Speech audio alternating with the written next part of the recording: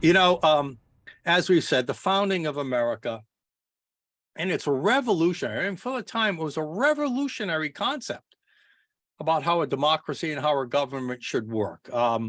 Concepts about human equality, right? All men are created equal, self-reliance, rugged individualism, if you may, and of a representative republic. We're not a pure democracy. We're a representative republic with limited centralized governmental powers, at least in theory. Of course, it's not working out that way right now.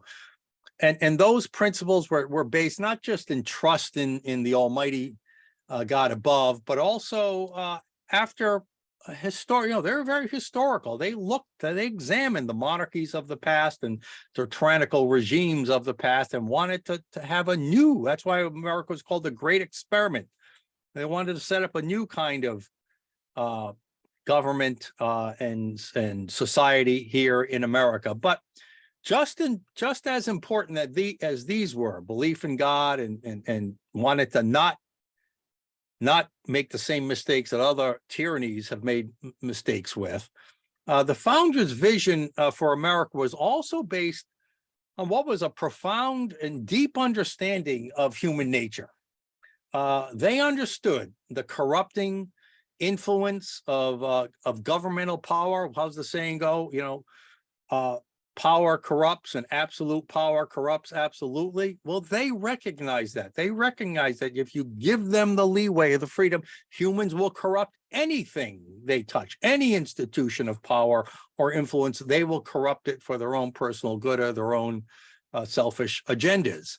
And that, as much as anything, this understanding of human nature is what underlied the motivation and inspired the Declaration of Independence and the provisional safeguards that are in the Constitution, those limited government safeguards. It's for these reasons that, as I said earlier, the Great American Experiment was designed to preserve those inalienable God-given rights and those constitutionally enumerated rights and those constitutionally limited and enumerated powers of a federal government. This understanding of human nature was vital to in the founder's mind to protect the citizenry against the future usurpations of power. And what, you know, so those constitutional limitations are despised. They're disdained by the tyrannists of today, by those on the left who, as I mentioned earlier, want unbridled power to implement their arbitrary agendas of the day. And this is why our Constitution, our Supreme Court, for instance, our own and very history and all landmarks dedicated to that history are under persistent attack and often being canceled by these would-be tyrants who will just abhor our Constitution.